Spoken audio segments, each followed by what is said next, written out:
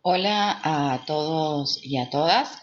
Vamos a estar trabajando en este módulo número 2 acerca de los informes psicológicos en la ejecución de la pena desde la mirada de un psicólogo inserto en un juzgado de ejecución penal.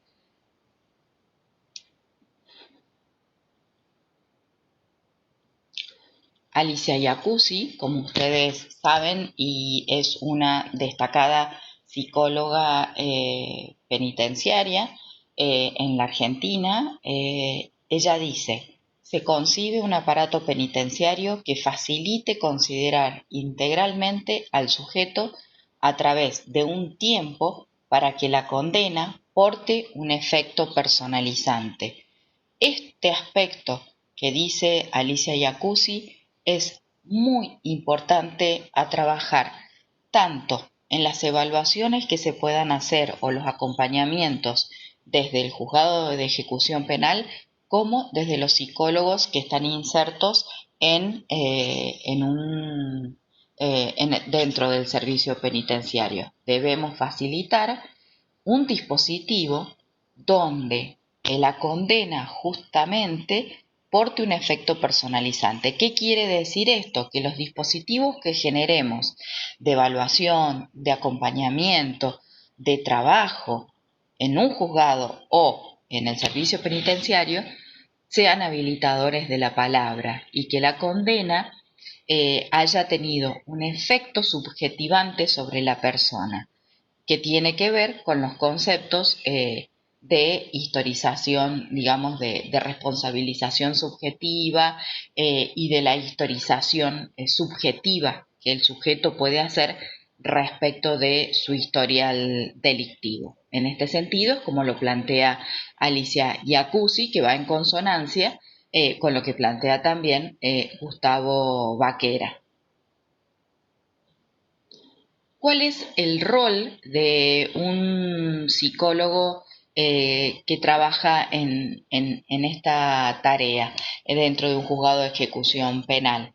La tarea, desde mi experiencia, ha sido evaluar y realizar seguimiento de las personas privadas de libertad que se encuentran en un proceso de reinserción social, considerando, digamos, aquellas personas que estaban frente a la posibilidad de poder comenzar a gozar de los beneficios extramuros, como salidas transitorias, semilibertad, libertad condicional o la asistida.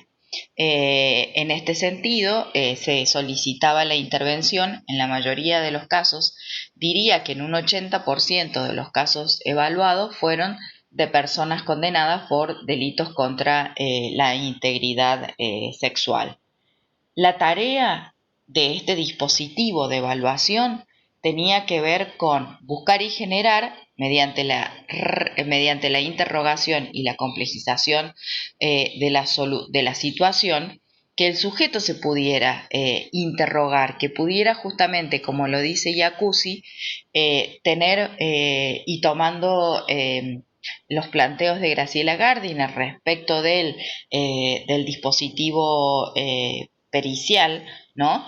Que se pueda alojar la palabra para que la palabra llene el hueco que dejó el acto. En este sentido, buscaba la posibilidad de que el sujeto se interrogara, que pudiera complejizar la situación y que le pudiera encontrar un sentido a la condena que estaba cumpliendo, o sea, que algo de lo subjetivo en torno a la condena se pudiera jugar, pero también tener en cuenta una solución que garantizara los derechos de los sujetos, porque muchas veces la evaluación comenzaba con una serie de planteos que tenían que ver con derechos que estaban vulnerados y que necesitaba esa persona derecho de acceso a la salud, derecho de acceso a la educación y demás. Entonces, no solamente poder cumplir con la tarea de evaluación, sino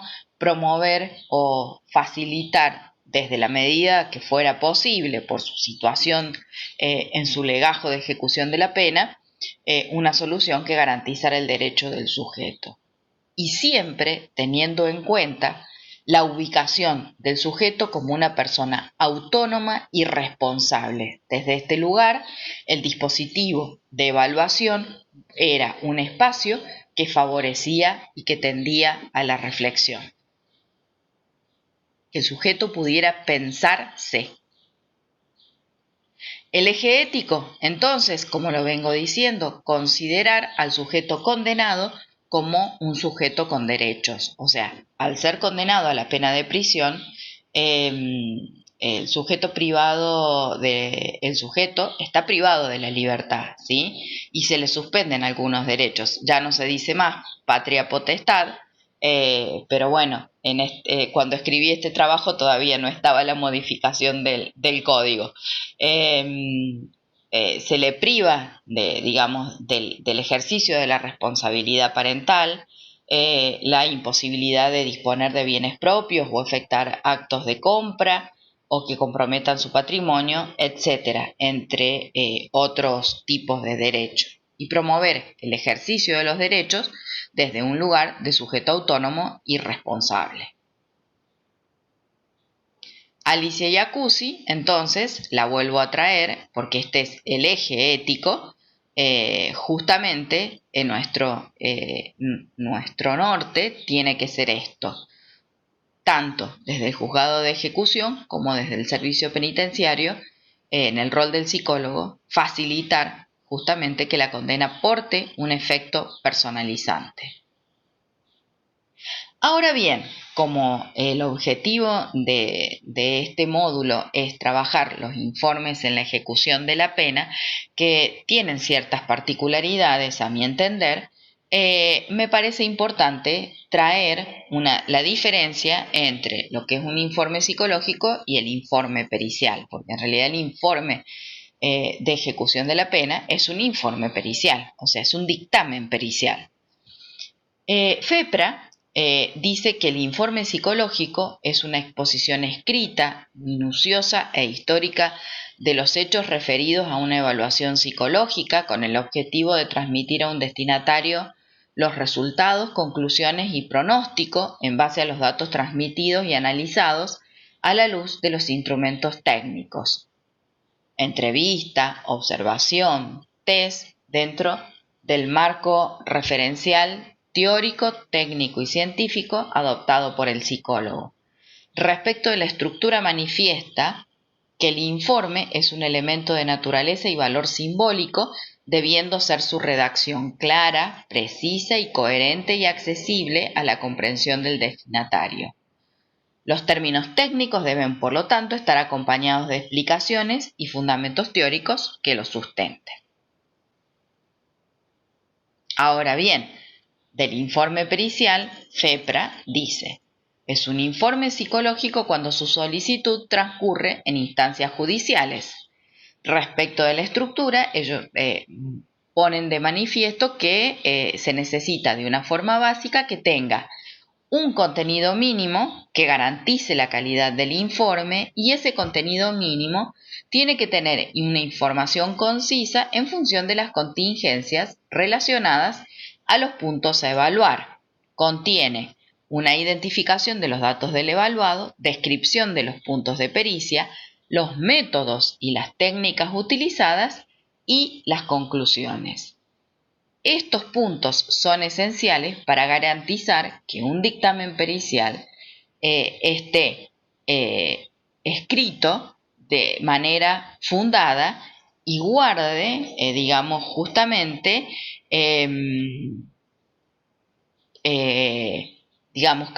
una calidad técnica. Más allá de lo que nosotros también escribamos adentro, ¿sí? Que tiene que estar debidamente fundado. Los informes en la ejecución de la pena. Sabemos que el encuadre el encuadre pericial, nos desempeñemos en el ámbito que nos desempeñemos dentro de la justicia, pero especialmente en ejecución de la pena, sabemos que es muy distinto porque el sujeto no cuenta con la motivación inicial de concurrir a la evaluación. Generalmente esta evaluación es impuesta por un tercero, que es el juez, y despierta suspicacias, fantasías, dudas por parte del sujeto entrevistado, por cuanto sabe a las claras que lo que diga puede o no perjudicarlo en torno a su proceso, y sobre todo si tenemos en cuenta que el sujeto está próximo a comenzar a poder gozar de sus beneficios extramuros. Sabemos que los dictámenes periciales no son vinculantes. Ello quiere decir que, si bien ilustra al juez, le aporta una mirada y es un medio más de prueba. Por lo tanto, el juez decide si lo toma o no. El informe tiene que estar transmitido en un lenguaje claro, preciso, que fundamente de manera técnica y de manera comprensible lo que estamos queriendo decir. No debe reducirse ni a un lenguaje estrictamente jurídico o técnico-psicológico, pero tampoco debe ser un mero relato de lo dicho por el sujeto en la entrevista, que esto es muy común que pase. Que los informes en esta área sean: el sujeto refiere que, el sujeto manifiesta que. Estas cosas no deben pasar, y mucho cuidado con utilizar lenguaje jurídico, porque tampoco es nuestra competencia, o que nuestro informe sea un compendio técnico psicológico que el juez no va a entender. Aprender a escribir un dictamen pericial es todo un desafío, porque en realidad implica bajar a un lenguaje comprensible, claro y sencillo, justamente el lenguaje técnico psicológico. Pero bueno, sí se puede, y justamente eso va a ser a la calidad también de nuestro informe, como está escrito y con la claridad que nos podamos expresar. Al ser un auxiliar técnico, el psicólogo tiene que colaborar con el dictamen pericial a mostrar la complejidad del ser humano y favorecer la comprensión del sujeto en su singularidad. El perito tiene que poder articular y especificar las dimensiones de la personalidad y cómo se integran en la organización funcional, tendiendo a favorecer un mejor proceder en el esclarecimiento de la situación por la que atraviesa el sujeto. Y esto lo agrego porque es muy importante. Cuando me refiero a la situación por la que atraviesa el sujeto, es tener muy en cuenta que el sujeto está privado de su libertad y que dentro de la cárcel atraviesa un sinfín de situaciones que tiene que ver, que ya lo van a trabajar con Patricia, con los efectos de la prisionalización. Entonces, tenemos que tener mucho cuidado, porque se suele confundir algunos efectos de la prisionalización con modalidades defensivas psicológicas. Por ejemplo, el aislamiento. ¿Qué evaluamos? Cuando evaluamos salidas transitorias y semilibertad, el informe tiene que reflejar el estado de los vínculos familiares, los aspectos sanos de la persona, como la disponibilidad para el trabajo, la faxina, la educación. En términos técnicos, tiene que tener aspectos referidos exclusivamente al funcionamiento yoico del sujeto: control yoico y afectividad, manejo y control de los impulsos, agresividad. Y es muy importante, cuando nosotros evaluemos y escribamos nuestro informe, poder reflejar justamente estos aspectos de la esfera del yo. ¿Por qué? Porque pensemos que en realidad el sujeto tiene que enfrentarse, al autogobierno de su conducta y de su comportamiento para poder cumplir con este proceso. Entonces, este es un aspecto como muy importante a reflejar en el informe por el proceso al que se va a enfrentar.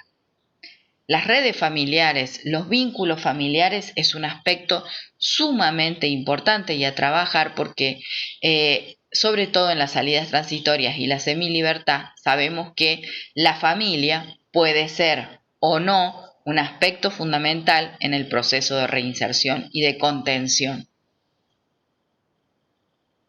¿Qué vamos a evaluar en la libertad condicional y asistida? En la libertad condicional y asistida no me voy a meter en cuanto a los requisitos temporales ni demás, sino voy a mirar cuestiones que son exclusivamente técnicas. Ustedes pueden, la tienen a la ley 24660 y todas las modificatorias que ha ido sufriendo a lo largo del tiempo, muy especial énfasis a las modificatorias que han venido más cercanas en el tiempo respecto de los delitos contra la integridad sexual.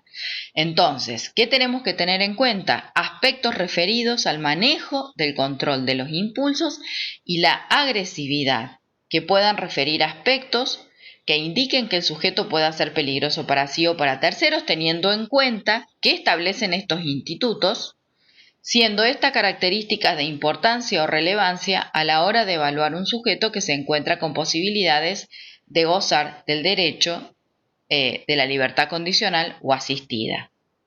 Sabemos claramente que nosotros no vamos a hablar de un sujeto peligroso, eso es una palabra del derecho. Este puede ser un punto de pericia que el juez nos pida, ¿sí?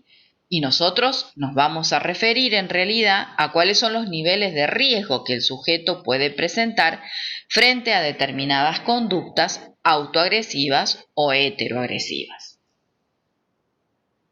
¿Cómo vamos a evaluar? El objetivo de la evaluación es informar si la persona cuenta con recursos internos. Esto es lo que tenemos que tener presente. Cuando yo les decía del área del yo, el autogobierno de la conducta, ¿sí? Del comportamiento, tiene que ver con los recursos internos que la persona dispone o tiene para poder afrontar y sostener el proceso de reinserción social y familiar. Pensemos que la persona ha estado privada de la libertad y por unos cuantos años, o sea, privada del entorno, privada de un montón de aspectos, con lo cual, cuando se enfrenta a esa salida, se va a enfrentar, entre comillas, a un mundo nuevo o a un mundo distinto. Tengamos presente, como dice Zaffaroni, que la cárcel, en los efectos de la prisionalización, también lo dice Irving Goffman, tiene un efecto infantilizante, ¿sí? Dice Zaffaroni, como que regreden los internos y vuelven, él usa la frase una escuelita primaria. Entonces, enfrentarse a su proceso de reinserción social es enfrentarse a poder empezar a salir de un medio reglado, con ciertas reglas a las cuales van a estar sujetados, pero durante ese tiempo y ese proceso, ellos van a tener que hacer uso de sus propias reglas internas y de sus propios recursos internos para poder seguir avanzando en su progresividad. Los informes psicológicos en la ejecución de la pena tienen que poner, por lo tanto, un especial hincapié en el proceso desarrollado por el sujeto condenado, ¿sí? Echeburúa, en uno de los artículos que ustedes disponen respecto de la comparación en la evaluación forense y en la evaluación clínica, dice que los informes en el área forense tienen que ser informes descriptivos funcionales y en la ejecución de la pena más todavía. Brindar un perfil de personalidad que contenga conflictivas principales como los recursos socioafectivos, el repertorio defensivo, el grado de estereotipia, modalidades de interacción en el ambiente como la modalidad de adaptación al medio carcelario, si hay o no presencia de conductas autoagresivas o riesgo de cometer conductas auto o heteroagresivas, los recursos cognitivos, las aspiraciones, como su capacidad de subjetivar o no el hecho delictivo por el cual se encuentra cumpliendo condena. Esto es lo que nosotros debemos evaluar y poder mostrar en un dictamen pericial en ejecución de la pena. Continuamos en el próximo.